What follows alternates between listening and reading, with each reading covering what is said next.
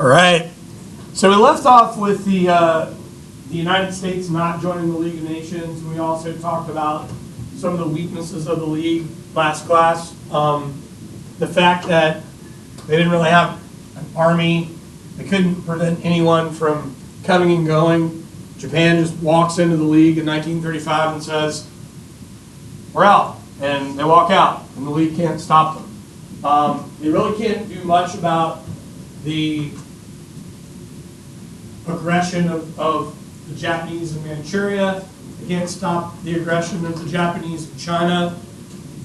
We're going to learn here very soon that Hitler's going to come to power. We're going to talk about that over the course of a couple of lessons. Hitler taking power, starting as chancellor and then becoming the leader of Germany, declaring himself leader of Germany. And again, I don't want to get too far ahead of myself. The League couldn't do anything about that. As Hitler wants to regain control of lands lost by Germany, they want to build up their military. The League can't do anything to stop them. Another part of it too is that is connected is the fact that America is really in the throes of a movement away from imperialism and a movement into isolationism that creates big problems to prevent a future world war as well. And that's something that we're going to address today in the next part of the lesson. So for the worldwide economic depression, after World War I, a lot of the European economies were unstable. Those war-torn countries that had lost the war or were on the losing side, like Germany and formerly Austria-Hungary, were completely devastated. But really, Germany had to deal with the biggest impact with the loss of land, the loss of their coal mines, the $6.6 billion price tag of reparations, whether you want to look at the value through the British pound or the American dollar at that period of time, pretty relative. This leads to like real major civil unrest. So like rising up of anarchist movements, the fear that communism is going to spread into Germany and other Western European nations. As you already know, the Bolsheviks had come to power and communism was spreading through Russia starting as early as 1917. And that was really one of the big causes that sort of pulls us in to World War I. And I don't know if it's discussed enough. I know we discussed it a lot last year of how, you know,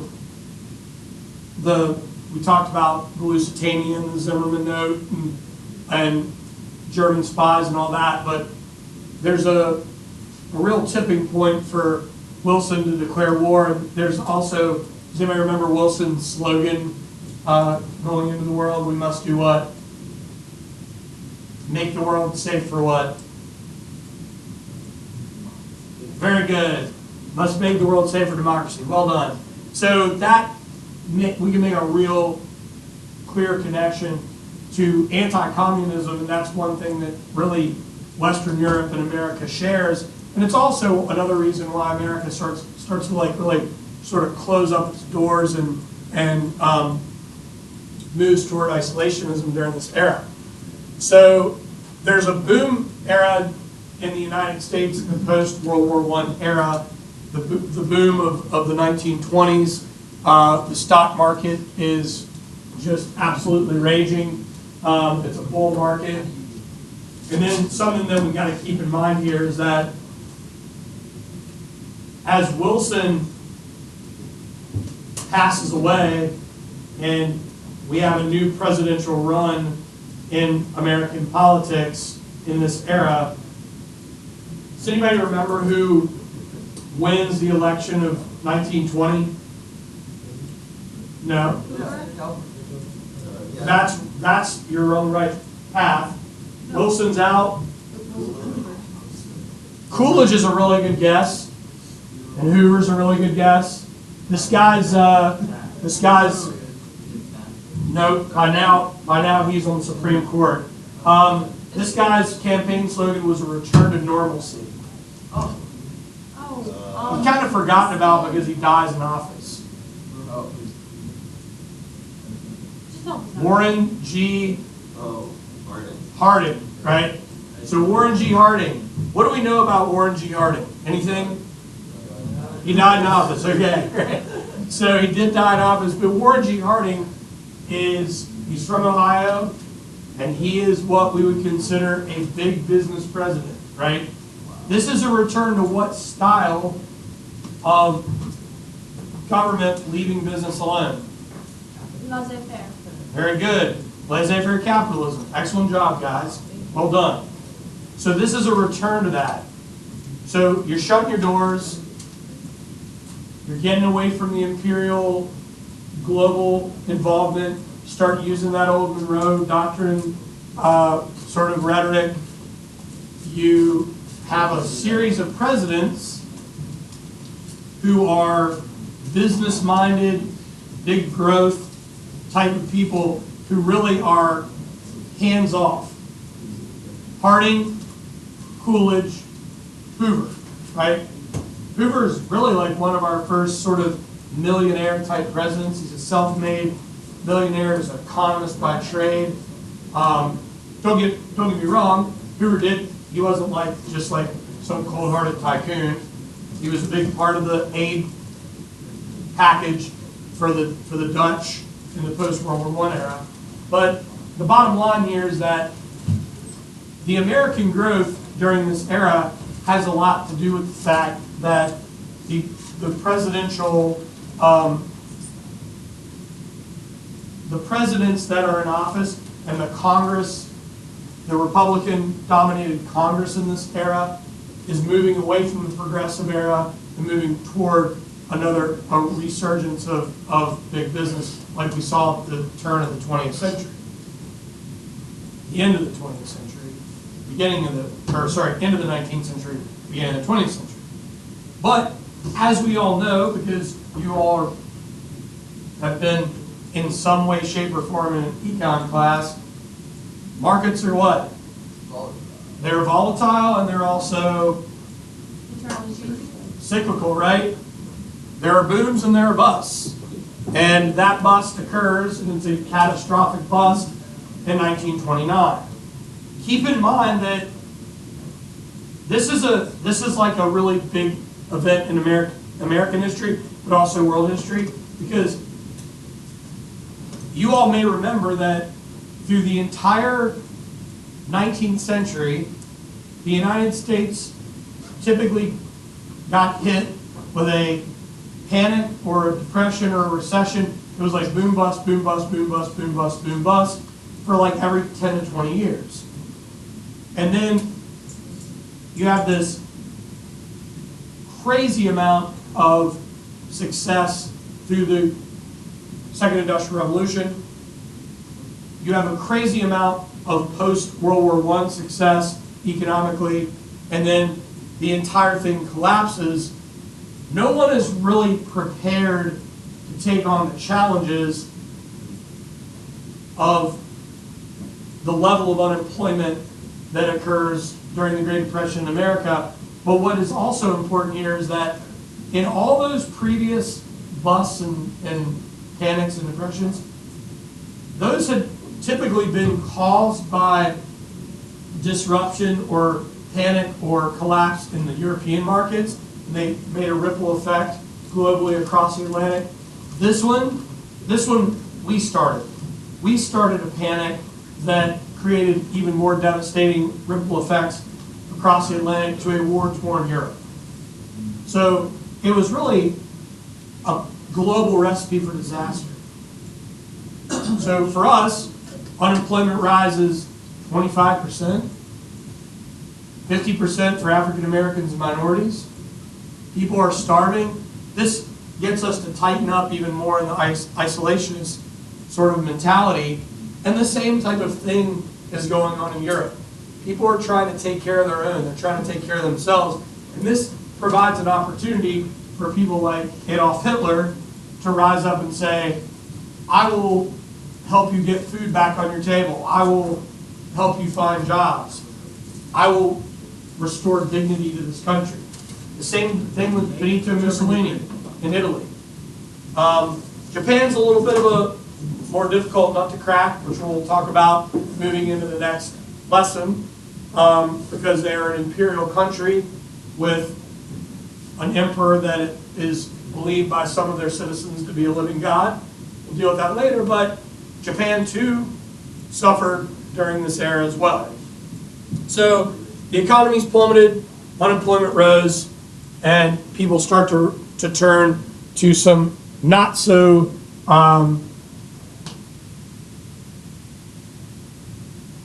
they start to abandon democracy or democratic ideals as seen as not really taking care of their people.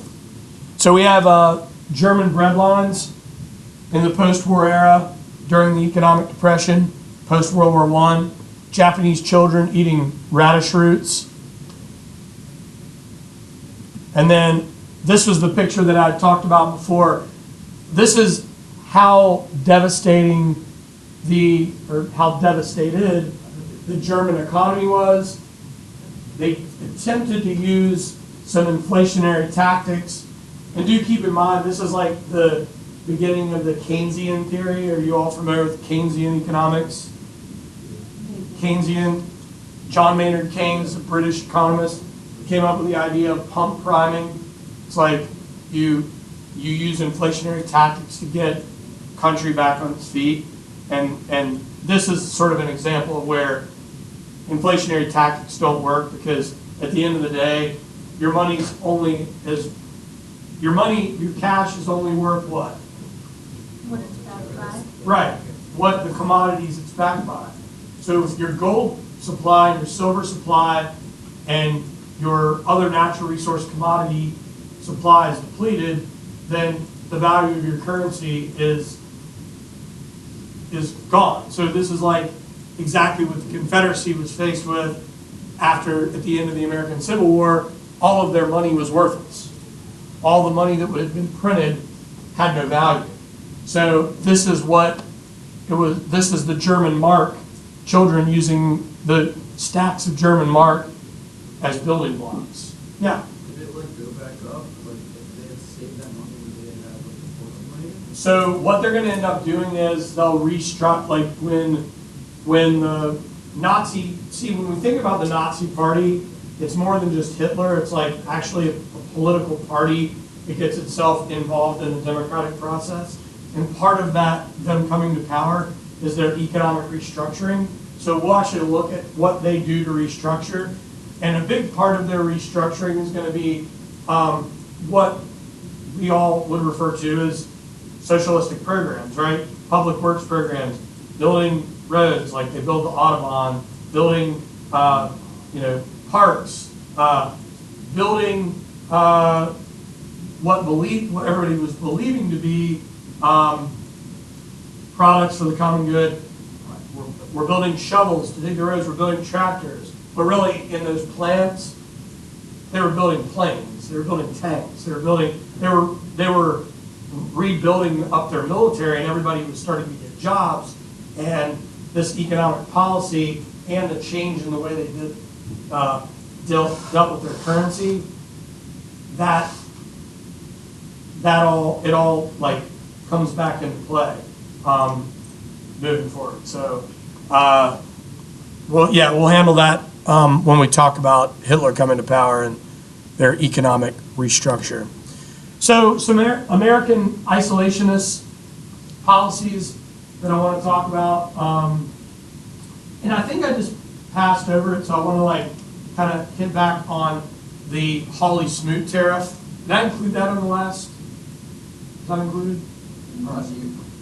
Yeah, I talked about it last year, but it's actually relevant for right now because Willis C. Hawley and Reed Smoot during the Depression in the United States, thought it would be a good idea in 1930 to pass a retaliatory tariff on over 20,000 imported retail goods and commodities globally. And it was like the nail in the coffin for the Depression because it strangled global trade, and then it created a sense of retaliation from trade partners globally. It was almost like, hey, come on in. It was almost like sort of like the global impact of, yeah, you guys just grab a seat for a second, Yeah. and then we'll hand things over to you all. Basically, it does the direct opposite. It creates such a backlash that that strangles global trade, and not only is the U.S. impacted, it's also known as the Tariff Act of 1930. Globally, the war-torn countries from post-World War I and even the victors of World War I are impacted by that global tariff as well. And that really, if we were together last year, those are the types of moments in American history that we've got to run like a clear parallel to. And this is why the study of the United States history is so important to understand. When we make decisions on tariffs, we make decisions on foreign trade treaties, we don't have to go too far into a history book to learn what works and what doesn't. And the Hawley Smoot tariff did not work.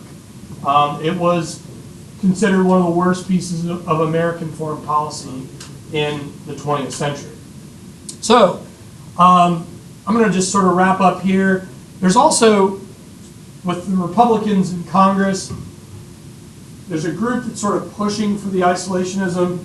And it's a little ironic because we're still keeping our imperial land holdings, obviously a great deal of influence in the Philippines and the Caribbean, but America was a little bit, in a way, sort of duped by the Kellogg Brand Pact, because what it made everybody think was like, oh, this pact is an international agreement to prevent future wars and to prevent aggression to solve problems. But it was sort of a naive outlook because we're not part of what? We're not part of the League of Nations. So it really doesn't matter. We can sign all the paper we want to sign. If we got our doors closed and we're not willing to either provide aid or intervene in any aggressive attacks like the Japanese invasion of Manchuria or Hitler's plans to regain land in the Rhineland and Czechoslovakia and areas in East Prussia, then really we're not, this is just, it's rhetoric, right? Another part of this too is that the high rate of unemployment in the United States sort of we felt like we needed to deal with what we were going through first, and this is where I would defend the position of where the Republicans were sort of in their mindset of like, we got to deal with our unemployment, but do keep in mind the Hoover presidency, they sort of did too little too late in the end of in the end of Hoover's single term to really get involved with trying to quell the high rate of unemployment. And that's where Roosevelt's going to come in with his campaign promise of a New Deal.